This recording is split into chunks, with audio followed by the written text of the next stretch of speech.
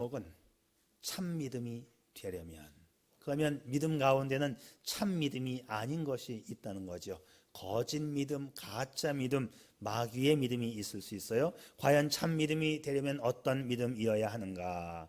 오늘 우리가 본문으로 선택한 야고보서는 행함을 강조하는, 행함의 믿음을 강조하는 말씀이 많이 나오고 있어요. 행함이 없는 믿음은 죽은 믿음이다. 우리에게 아주 익숙한 말씀 아니겠어요?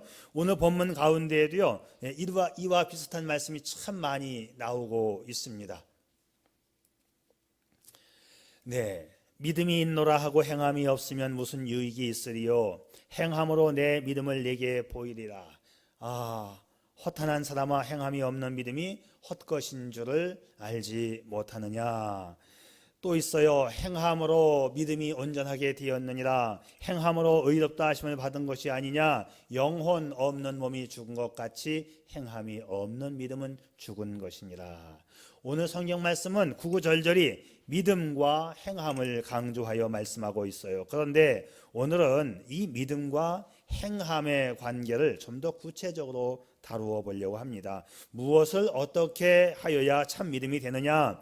하나님의 말씀을 지식적으로 아는 것도 중요합니다. 그래서 성경 공부가 필요하고 성경 말씀을 꾸준히 읽어야 합니다. 하나님 말씀을 지식으로 알고 가슴으로 느끼고 행동으로 실천할 때 참 믿음입니다. 이 말 참 중요합니다. 무엇을, 하나님의 말씀을 내가 행함의 과제이므로 알고, 또 어떻게 뜨겁게 가슴으로 느끼고 어떤 방식으로 살아가는 삶의 현장에서 하나님과 사람 앞에서 실천에 옮긴다. 자, 이 말을 좀 유식한 말로 바꾸면 참된 믿음은 지정의를 갖춘 믿음이다. 그렇게 설명할 수 있어요. 지는 뭐예요? 지가 머리입니다. 지식이에요. 하나님의 말씀이 내 행함의 과제임을 지적으로 깨달아 알고, 정은 감정, 가슴입니다. 내가 알고 있는 하나님의 말씀을 가슴으로 감정적으로 뜨겁게 느끼는 것입니다. 의는 몸이에요. 내가 의지를 가지고 내 삶의 현장에서 몸으로 실천에 옮기는 것입니다. 그렇기 때문에 지정의의 믿음을 가지면 참된 믿음이라고 할 수 있어요. 그런데 이 말을 조금 더 다른 말로 바꾸면 마음과 뜻과 정성을 다하여 믿음으로 살아간다. 이 같은 말입니다. 지정의와 마음과 뜻과 정성. 마음은 정이고 뜻은 지이고 정성이 바로 의지입니다. 여러분의 신앙생활 속에서 마음과 뜻과 정성을 다해서 하나님을 믿을 수 있기를 바랍니다. 이런 이야기가 있어요. 어느 나라에 정원을 무척 아끼는 왕이 있었는데, 이 왕은 정원에 있는 모든 나무와 풀과 꽃을 하나하나 정성으로 가꾸었어요. 그런데 어느 날 왕이 아침에 나와 보니까 모든 나무들이 시들어 있어요. 왕은 문 옆에 서 있는 떡갈나무에게 물었습니다. 떡갈나무야, 무슨 일이 있었니? 도대체 왜들 이렇게 다 시들어 있니? 나무들이요, 서로 자기가 다른 나무보다 못하다고 실망하고 있습니다. 소나무는 자신이 포도나무처럼 열매를 맺지 못한다고 실망하고, 포도나무는 복숭아 나무처럼 똑바로 올라가지 못하고 꾸불꾸불 자란다고 실망하고, 제라니움은 라일락처럼 좋은 향기가 없다고 불평입니다. 그런데 모든 나무가 다 시들어 있는데 유독 생기 있고 아름다운 꽃이 하나 있었어요. 그 꽃은 바로 펜지꽃입니다. 마음의 평화라고 하는 이 펜지꽃입니다. 그래서 왕이 물었습니다. 펜지야, 다들 슬픔 속에 시들어 있는데 너는 작은 꽃이지만 꿋꿋하게 자라고 있는 것을 보니 짐의 마음이 참 매우 기쁘구나. 네, 고맙습니다. 저는 원래 외형적으로는 작고 화려하지도 못하지만 왕께서 떡갈나무, 소나무, 참나무, 복숭아나무 혹은 라일락만을 심었다면 애초부터 저를 염두에 두지 않았을 텐데, 저를 심은 이유가 있을 거라고 저는 생각합니다. 저를 보시면서 마음의 평화를 느끼기 위함이라는 것을 제가 잘 알고 있지요. 그래서 저는 왕께서 저를 보시면 마음의 평화를 느끼도록 최선을 다해서 열심으로 살아가고 있습니다.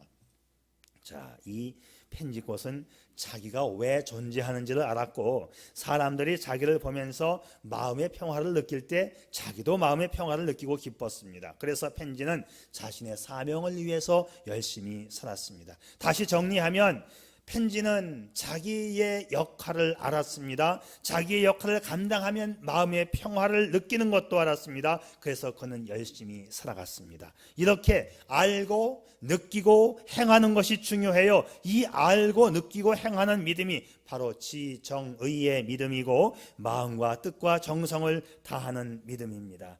그래서 참된 믿음을 가지려면 지적인 믿음을 가져야 합니다. 지식적으로 하나님의 말씀을 아는 게 중요합니다. 많은 종교 가운데서 우리 기독교만큼 지식을 요하는 종교가 없습니다. 여러분, 우선 믿음의 대상이신 하나님, 그리고 하나님 말씀을 우리가 알아야 합니다. 하나님이 어떤 분인지를 아는 게 참으로 중요하지요. 온 땅과 우주를 창조하시고 그 능력과 섭리로 다스리시는 전능하신 하나님을 믿는 겁니다. 자, 우리가 믿는 대상이신 하나님에 대하여는 오늘 긴 설명을 드릴 수가 없어요. 오늘은 행함과 믿음에 초점이 맞추어지기 때문에 하나님에 대해서는 다음 시간에 말씀을 드리도록 하겠습니다. 자, 우선 간단하게 말씀을 드리면 사도행전의 고백의 내용을 잘 살펴보시면 됩니다. 사도행전은 우리의 신앙 고백을 아주 간결하면서도 정확하게 정리해 놓은 고백이거든요. 자, 이처럼 참 신앙을 가지려면 믿는 대상이신 하나님에 대한 정확한 지식이 필요합니다. 이것이 믿음의 첫 번째 단계입니다. 자, 믿음의 대상에 대한 구체적인 지식이 있어야 하고, 즉 예수님이 나에게 있어서 어떤 분이신가를 알고 최고의 정성을 들이면 그분이 기뻐하심을 알고 내가 이제 열심을 내서 믿음 생활을 하는 거죠. 그러니까 무작정 믿는 것은 좋은 믿음이 아니에요. 우리 한국 사람들 옛날에 무작정 믿었지요. 정한수 떠놓고 빌기만 하면 되는 겁니다. 내가 누구에게 비는지도 몰라요. 그 신이 누군지 몰라도 좋아요. 무조건 그냥 비나이다 빌기만 하면 되는 거예요. 이렇게 무식한 신앙을 가졌던 옛날이 있었습니다. 자, 그런데 하나님이 어떤 분인가를 알고 믿는 것이 중요합니다. 여러분, 하나님을 잘 알고 믿을 수 있기를 축복합니다. 두 번째 믿음은 정적인 믿음이에요. 감정, 가슴으로 느끼는 거지요. 머리로 깨달은 하나님에 대해서, 그 말씀에 대해서 내가 가슴으로 느끼는 과정이 필요합니다.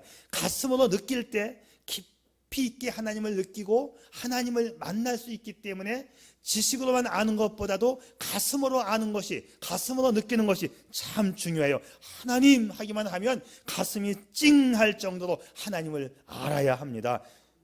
가슴이 찡하고 하나님 하면 눈물이 핑 돌 정도로 노래 가사가 생각나지요. 가슴이 찡하네요 정말로, 뭐 이런 거 있어요. 자, 눈물이 핑 돌 정도로, 가슴이 찡할 정도로 하나님을 알 수 있기를 바랍니다. 뜨거운 감정으로 하나님을 알라는 거예요. 하나님에 대하여 가슴으로 느끼는 믿음을 가졌을 때 사람들은 막 눈물을 흘립니다. 하나님의 뜨거운 사랑 앞에 초라한 자신의 모습을 보면서 회개하기를 시작하지요. 어떤 이는 이 감동 때문에 찬양을 부릅니다. 참 믿음을 갖기 위해서는 가슴으로 느끼는 정적인 단계가 반드시 필요합니다. 그런데 많은 성도들이 이 정적인 단계까지 오게 되면 정말 나 믿음 좋아졌다 라고 생각하는데 최고의 믿음은 아직도 멀었습니다. 밤새워 눈물 콧물 흘리면서 찬송 부르고 회개 기도하고 나면 속이 시원하고 뭔가 된 것 같아요. 그때쯤 되면 성도들은 이제 입술로 하나님 감사합니다 고백도 나오고 이제는 하나님 이렇게 살겠습니다 결단도 나옵니다. 어떤 사람은 이 단계에서 하나님 앞에 서원 기도도 해요. 하나님, 제가 이제 하나님 앞에 봉사하겠습니다. 하나님, 제가 감사헌금 드리겠습니다.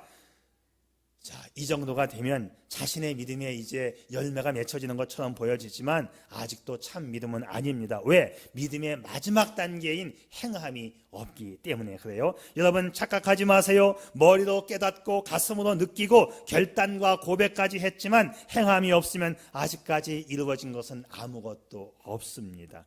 여러분, 귀신도 믿음이 있다는 거 아세요? 귀신의 믿음, 여러분 얕보지 마세요. 머리로 알고 가슴으로 깨닫는 믿음, 그거는 귀신도 흉내낼 수 있는 믿음입니다. 19절 말씀 보세요. 내가 하나님은 한 분이신 줄을 믿느냐? 잘하는도다. 귀신들도 믿고 떠느니라. 귀신도 믿고 떤다. 귀신도 그 정도는, 하나님이 한 분이신 분 것 정도는 귀신도 안다는 거예요. 마가복음 3장 11절 더러운 귀신들도 어느 때든지 예수를 보면 그 앞에 엎드려 부르짖어 가로되 당신은 하나님의 아들이니이다. 네, 여러분, 귀신들도 하나님은 한 분이시다. 신 중에 최고의 신이 하나님이시다. 귀신도 압니다. 예수 그리스도께서 하나님의 아들이신 것도 귀신은 안다고 성경은 말합니다. 옛날에 굿하잖아요. 동네에서 무당이 굿하면, 진짜 무당이 굿하면, 정말 신내림 받은 진짜 무당은 그 중에 예수 잘 믿는 사람이 와 있으면 굿이 안 되는 걸 알고 있잖아요. 혹시 여기 예수 믿는 사람이 있냐고, 지금 굿이 안 되고 있으니까 나가라고, 가라고. 그거 진짜 무당이에요. 그 사람은 작은 신을, 쫄개 마귀들을 부리는 무당이었는데 큰 신을 섬기는 하나님이 와 있으면 굿이 안 되는 거예요. 귀신도 압니다. 자, 이것이 하나님에 대한 귀신의 지식이고 하나님에 대한 믿음이에요. 그런데 귀신의 믿음은 또 여기서 끝나지 않아요. 귀신은 예수님을 하나님의 아들이라고 인정할 뿐만 아니라 귀신은 죽음 이후의 세계를 알고 있어요. 죽은 다음에 어떻게 되는 것인지를 알고 있어요. 누가복음 8장 31절에 무저갱으로 들어가지 마시기를 간구합니다. 무저갱은 지옥이에요. 하나님, 나를 지옥에 보내지 마세요라고 하나님 앞에 부탁하는 이 귀신의 모습을 보세요. 그러니까 귀신은 믿을 뿐만 아니라 지옥에 대해서 두려워하고 있어요. 지옥 가기 싫다고 말을 합니다. 오늘날 많은 사람들이 지옥이 어디 있냐, 아예 죽어봐야 알지, 그거 지옥 없어, 몰라, 지옥 가야 돼, 죽어봐야 돼, 이렇게 말합니다. 그런데 귀신은 지옥이 있다는 걸 알고 있어요. 정말 귀신은 솔직합니다. 귀신은 잘 알고 있습니다. 여러분, 유튜브에서 보게 되면 어떤 분이 법륜 스님에게 물었어요. 스님, 죽은 다음에는 우리의 삶이 천국과 지옥으로 나누어진다고 하는데 정말 그렇습니까? 하고 스님에게 물었어요. 그 유명한 법륜 스님이 뭐라고 대답했는지 아세요? 난 몰라요 그랬어요. 난 몰라요. 석가모니도 모른다고 했어요. 난 몰라요. 그게 불교인들은 정확한 대답이에요. 왜? 석가모니도 모른다고 했으니까 스님이 안다고 하면 말이 안 되잖아요. 스님도 난 몰라요. 그냥 살면 돼요. 그래요. 그냥 살면. 나는 죽으면 좋은 데 갈 거야 라고 그냥 그렇게 믿고 살고 그냥 살면 돼요. 난 몰라요. 이 세상의 사람들은 사후의 세계에 대해서 모르거나 알면서도 안 믿으려고 합니다. 그런데 성경 말씀에 보면 안다고 되어 있어요. 모든 사람은 자신의 양심 속에 하나님을 알게끔 되어 있다고 성경은 말하고 있습니다. 애써 부정하고 모른다고 하는 거예요. 양심에 손 얹고 생각해 보세요. 죽은 다음에 다음 세계가 없을 것 같은가? 여러분, 양심을 걸고 한번 생각해 보세요. 우리의 양심이 다음 세계가 있다는 것을 성경은 말씀하고 있습니다. 여러분, 양심으로 봤을 때도 그렇고 우리가 세상을 살다 보면 정말 다음 세계가 있는 거 우리가 느껴지거나 알지 않습니까? 임종하시는 분들, 마지막 순간을 지켜보시는 분들 가운데 그런 말 듣는 경우가 종종 있습니다. 이젠 날 보고 가자고 하네, 나를 데리러 왔어 하고 끌려가면서 죽는 경우를 많이 봤습니다. 저는 많이 봤어요. 다음 세계가 있습니다. 예수를 믿으면 천사가 데리고 가는 거고 예수를 안 믿으면 마귀가 와서 데리고 가는 거예요. 이제 가자고 하네 하고는 가는 겁니다. 그러면 끝이에요. 자, 귀신은 알고 있었고 믿었고 지옥 가기 싫다고 했습니다. 이거 대단한 지식이고 믿음입니다. 여러분, 우선 귀신의 믿음은 아는 믿음, 지적인 믿음입니다. 귀신은 믿음의 첫 번째 단계인 지적인 믿음을 통과했습니다. 하나님은 한 분이시다. 예수님은 인간을 죄에서 구속하기 위하여 십자가를 지셨다는 사실을 알았습니다. 그리고 죽은 다음에는 천국과 지옥이 있다는 것도 귀신은 알았습니다. 이 지옥에 대한 두려움 때문에 하나님 앞에서 벌벌벌 떤다고 했어요. 벌벌 떤다는 게 뭐예요? 떤다는 게 이게 감정의 표현 아닙니까? 귀신은 감정적인 믿음도 있으니 믿음의 두 번째 정적인 단계도 통과했습니다.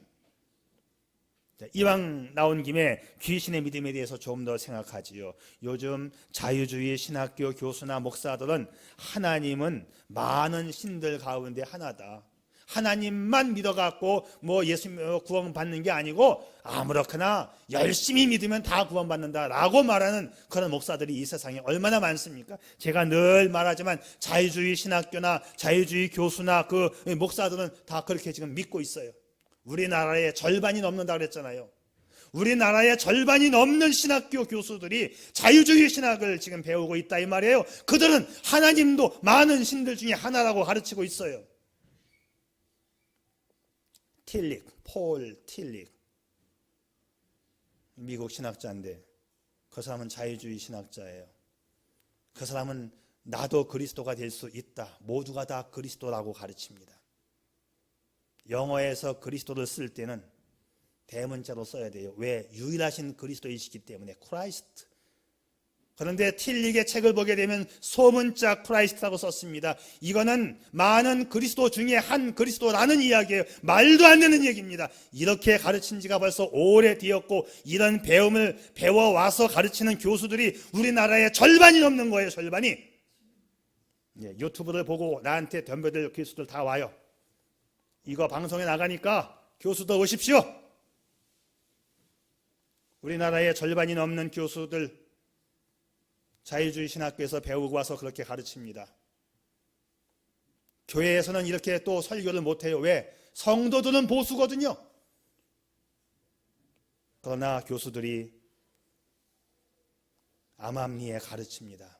대놓고는 못해요. 저같이 이렇게 대놓고 얘기하면 우리 목사님이 이단이다 이상하다 하니까 쫓겨날까 봐 대놓고는 못하지만 많은 목사님들이 그런 신학교에 나왔고 절반 이상이 그 신학교를 다니고 있어요. 물론 그 신학교 다닌다고 다 그렇지는 않아요. 내가 속한 교단이 잘못돼 가고 있다고 하는 목사들도 많이 있어요. 그러나 현실적으로 절반 이상이 WCC에 가입이 되어 있다고 하는 거지요. 자, 그래서 제가 드리고 싶은 말씀은 뭐냐 하면 자유주의 신학교의 교수나 목사들은 귀신만도 못한 믿음을 가지고 있다 이 말입니다. 귀신은 하나님이 한 분이시고 예수가 그리스도이시고 지옥에 있다는 것을 믿고 있는데 신학교 교수나 목사들은 그것을 안 믿고 있는 거예요. 지금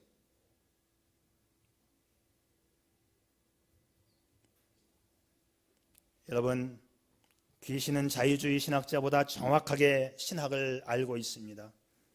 여러분, 정확한 믿음과 지식을 가지고 하나님을 섬길 수 있기를 축복합니다. 그런데 귀신은 뭐냐 그러면 정확하게 하나님을 알고 있고 믿고 있는데 귀신에게는 결정적으로 부족한 것이 하나 있습니다.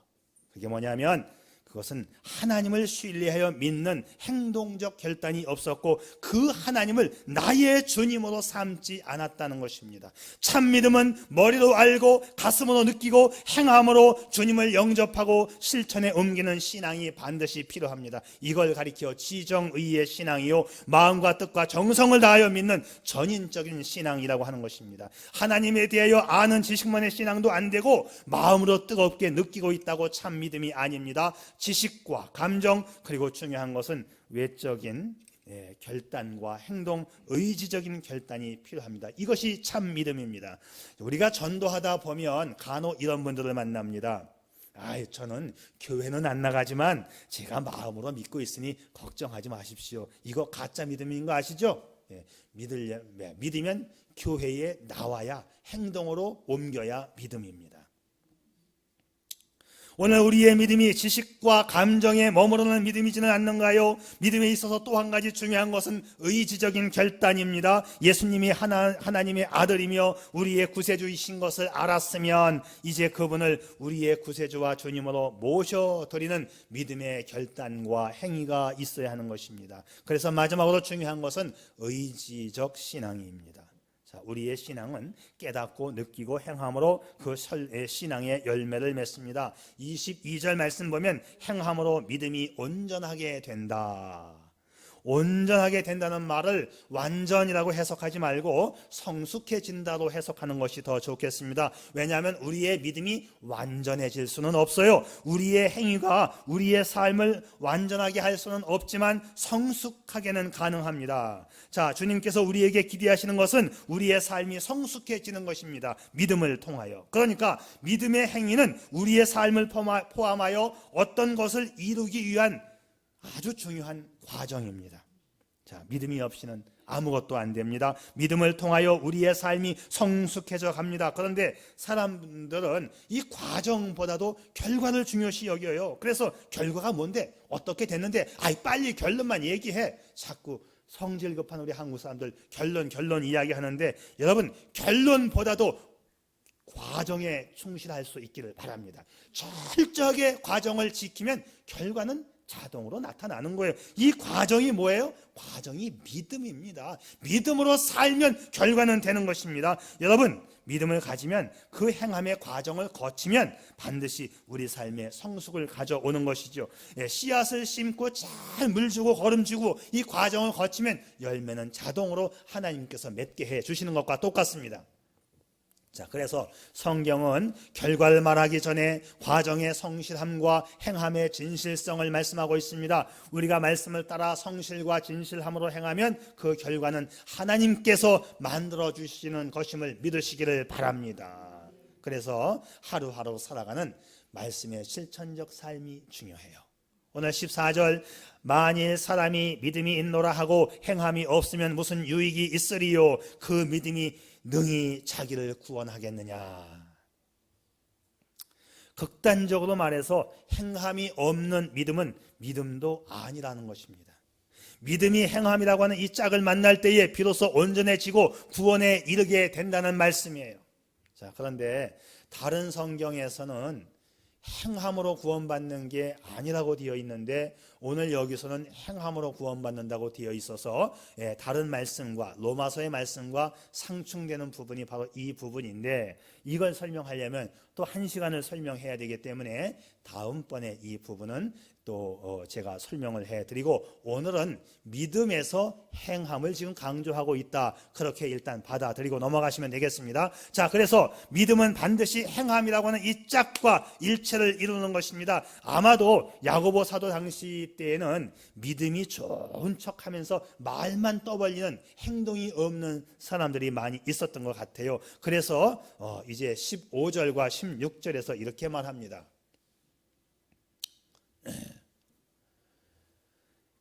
만일 형제나 자매가 헐벗고 일용할 양식이 없는데 그에게 이르되 평안히 가라, 덥게 하라, 배부르게 하라 하며 그 몸에 쓸 것을 주지 아니하면 무슨 유익이 있으리요? 말씀 하나 더 눌러야 되나? 네. 자, 말만 하면은 그것은 믿음이 아니라는 것이에요. 아니, 왜 그렇게 춥게 살아? 요즘 시장에 나가면 싸고 좋은 옷 많은데. 아니, 왜 굶어? 라면이라도 끓여 먹지. 이건 믿음이 아니라는 거예요. 이와 같이 행함이 없는 믿음은 그 자체가 죽은 것이라. 믿음은 말이 아니고 행동이고, 믿음은 반드시 행동이라는 짝을 만나야 믿음의 구실을 합니다. 성경에 나와 있는 모든 영웅들은 모두 행동하는 믿음의 사람들이었습니다. 그래서 야고보 사도는 오늘 본문 말씀에서 두 대표적인 인물을 들고 있는데, 아브라함과 라합을 들고 있습니다. 믿음의 영웅 가운데, 그 수많은 영웅들 가운데에서 왜 하필이면 아브라함과 라합을 예를 들고 있을까? 히브리서 11장에는 믿음의 영웅들이 많이 나와요. 그런데 야고보 사도는 유독 두 사람을 예를 들고 있습니다. 아브라함과 기생 라합. 저는 이렇게 생각합니다. 자, 우선 이렇게 아브라함과 라합을 든 이유는, 첫째, 아브라함은 남자고 라합은 여자입니다. 믿음을 갖는 데에는 남녀의 구분이 없다는 것을 대표적으로 말하기 위해서 이렇게 했다라고 저는 봅니다. 두 번째는, 아브라함은 조상 대대로 갈대아 지방에서 우상을 섬기던, 조상들 밑에서 우상 섬기던 사람이 믿음의 조상이 되었어요. 그 다음에 라합은 품행이 단정치 못한 기생이었습니다. 그런데 이 기생이 다윗의 할머니인 거 아세요? 마태복음 1장 예수님의 족보를 보게 되면 살몬은 라합에서 보아스를 낳고 보아스는 루덱에서 오벳을 낳고 오벳은 이새를 낳고 이새는 다윗 왕을 낳았느니라. 그리고 예수님이 다윗의 혈통에서 태어납니다. 라합이 예수님의 할머니 다윗의 할머니인 것 기억한다면 과거에 어떤 직업을 가졌든지 과거에 어떤 신을 섬겼든지 어떤 종교를 가졌든지 관계없이 지금 이 순간 하나님을 믿으면 하나님께서 그의 믿음을 받아주신다고 하는 말씀입니다. 한 믿음 좋은 처녀가 결혼을 해서 남편의 고향인 전주로 가서 가정을 꾸몄습니다. 시어머니는 불교의 독실한 보살이었어요. 며느리는 몰래 교회를 다녔는데 시어머니의 반대에 부딪히고 말았습니다. 남편이 하는 말, 여보 10년만 참자. 10년 후에는 어머니도 수그러질 것이니 그때 마음대로 믿어. 자, 그 당시 남편의 속셈은 10년쯤 지나면 내 아내가 신앙을 포기하겠지. 그래서 부탁했습니다. 자, 그래서 그 말에 또 수긍을 했어요. 부인은 교회는 안 나갔지만 늘 구역장에게 연락을 해서 주보를 받아보았고 집에서 그 주보를 보면서 예배를 드립니다. 그리고 부인은 약방을 운영했는데 구역장을 통해서 11조를 꼬박꼬박 교회에 보냈습니다. 시간이 지나면서 자녀를 3남매를 낳았는데 아이들을 교회 유치원에 보냅니다. 크리스마스 날 행사 때가 되면 목사님이나 선생님께 부탁을 해서 우리 3남매를 순서에 꼭 넣어달라고 했습니다. 그리고 그 크리스마스 날 발표가 있게 되면 시어머니를 교회에 나가게 하는 거예요. 어머니 교회 나가세요. 우리 애들이 발표를 해요. 시어머니는 영 못마땅해 했지만 당부를 합니다. 저는 바빠서 못 나가지만 어머니께서 안 가시면 우리 아이들이 얼마나 섭섭해 하겠어요. 손자 손녀를 사랑하는 할머니는 하는 수 없이 교회에 나갔습니다. 처음에는 저 뒷자리에 앉아서 손자 손녀의 재롱을 보다가 이 아이들이 재밌게 자라니까는 점점점 앞으로 나가고 박수를 치고 아주 야단 법석이 되었어요. 그러는 동안 긴 세월이 흘러서 10년째 되는 날 부인이 남편에게 정색하며 묻습니다. 여보, 오늘이 무슨 날인지 아세요? 오늘이 무슨 날? 목요일이지 뭐. 오늘이 교회 가는 거 10년만 참으라고 했던 그 약속한 10년째 되는 날이에요. 이제 교회 나가도 되지요? 남편이 깜짝 놀랐습니다. 남편은 어머니 방에 가서 자초지종을 얘기하면서 어떻게 해야 하냐고 물으니 어머니가 무릎을 탁 치면서 하는 말, 한 사람이 예수 믿어도 이렇게 잘 되는데 약방도 잘 되고 너 회사에서 진급하고 우리 애들 잘 크고 있는데 이왕이면 우리 다 같이 예수 믿자. 할렐루야. 믿음은 행동이고 실천이고 그 행동에는 놀라운 일이 벌어지는 것입니다. 믿음은 하나님의 능력을 불러오는 통로입니다. 성경은 믿음의 능력과 결과를 강조하는 말씀들이 참 많습니다. 작은 믿음, 그 믿음이 행동의 날개를 달면 산을 옮기고 바다 위를 걷고 바다를 가르고 바다의 풍랑을 잠잠케 하고 38년 된 병자가 낫고 안전뱅이와 중풍병자가 일어나 걷게 되고 귀신도 벌벌 떨게 한다고 말씀하고 있습니다. 여러분, 이런 믿음 가질 수 있기를 바랍니다. 어느 교회에서 있었던 일이에요. 이름하여 윷놀이의 기적인데 교회에서 척사대회가 벌어졌어요. 올해 우리 교회가 이 신종 코로나 때문에 안 하고 이제 넘어갔는데, 근데 두 팀이 윷놀이를 하는데 한쪽의 일방적인 이 선전 때문에 한쪽은 완전히 다 잡혔어요. 그리고 이제 이쪽 팀은 마지막 도만 나와도 이기게 되는 상황에서 순서가 다음 팀으로 넘어갔습니다. 다 잡히고 아무것도 없는 상황에서 저 팀은 이제 도만 나와도 이기는 상황이 되어버렸어요. 마지막에 윷을 넘겨받은 사람이 던지려고 하다가 너무나 맥이 빠지니까 옆에 있는 꼬맹이에게 에이, 마지막으로 네가 해라, 야. 줬어요. 이 아이가 윷을 받더니만 잠깐만요 하고 윷을 탁 놓고 하나님 기도, 하나님 저보고 하랍니다. 하나님을 믿으면 안 되는 게 없다고 했잖아요. 꼭 이기게 해주세요. 기도를 딱 하고 윷을 잡았어요. 윷을 놨는데 뭐가 6번에 윷이 한 번 나왔습니다. 마지막 한 번은 놓을 필요도 없이 이겼다고 하는 믿기 어려운 진실입니다. 참 믿음은 불가능을 가능케 하는 능력과 기적의 통로가 됨을 믿으시기를 바랍니다. 마지막으로 유정옥 사모님이 쓴 책 가운데 울고 있는 사람과 함께 울 수 있어 행복하다고 하는 책에 참 좋은 내용이 있어서 소개합니다. 그 사모님이 그래요. 나는 요즘 내 삶의 모든 경기에 임하면서 두려움이 없어졌다. 그것은 경기에 임하는 선수의 이름을 대진표에서 바꾸었기 때문이다. 자, 어떻게 바꾸었느냐? 자, 사모님의 책을 보겠어요. 자, 소년 다윗 때 골리앗 장군, 이거는 누가 봐도 다윗이 진다. 그런데 이 대진표를 사모님은 이렇게 바꾸었습니다. 하나님 대 골리앗 장군, 그러면 결과가 뭐예요? 누가 봐도 하나님이 이긴다 또는 골리앗이 진다. 얼마나 좋습니까? 자, 또 다른 대진표 볼까요? 모세도 마찬가지입니다. 모세, 양치기 모세 대 애굽의 바로왕, 누가 봐도 모세가 진다. 이 대진표를 바꿉니다. 하나님 대 애굽의 바로왕, 누가 봐도 바로왕이 진다. 그래서 유정옥 사모님은 이렇게 바꿉니다. 유정옥 대 말기암, 누가 봐도 유정옥이 진다.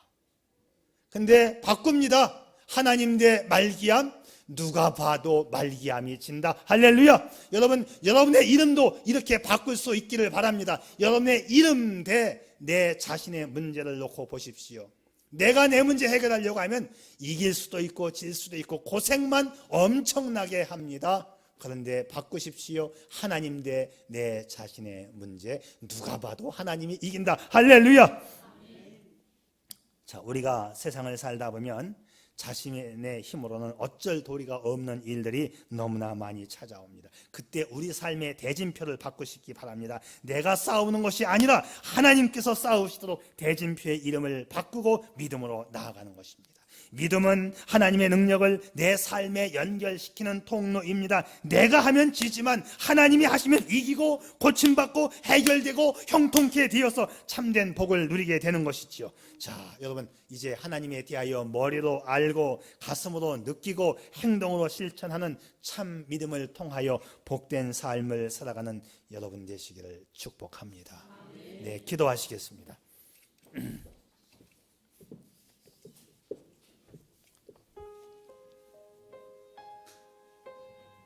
사랑하는 여러분, 요즘 어떤 일로 힘들어하고 있나요? 그 문제를 하나님께로 가져오셨나요? 당신이 해결하려고 하면 너무 힘들고 때론 안 되는 일도 너무 많습니다. 그러나 하나님은 전능하신 분이요, 모든 문제의 해결자가 아니신가요?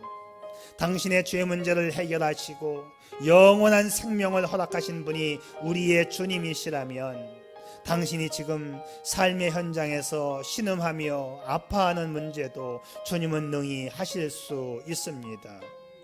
그 문제를 주님께 가지고 와서 맡기고 의탁하며 기도하는 것이 참 믿음의 삶입니다. 믿음은 가졌다고 믿음이 아니고 말한다고 믿음이 아닙니다. 믿음은 그 믿음의 대상이신 하나님을 알고 가슴으로 느끼며 삶에서 행함으로 실천해야 믿음입니다. 믿고 행하는 참 믿음을 가지세요. 그리고 그 믿음으로 구하세요. 마침내 믿음으로 승리하고 복된 삶을 사는 당신이기를 축복하고 축복합니다. 아버지 하나님, 험한 세상입니다. 그런데 주님께서 이 세상을 이겼다고 말씀하셨습니다. 내가 싸우지 않고 주님으로 싸우게 하고 주님과 더불어 함께 세상을 이길 수 있는 믿음 갖게 해 주시옵소서. 날마다 승리하게 도와 주시옵소서. 예수님의 이름으로 기도드리옵나이다. 아멘.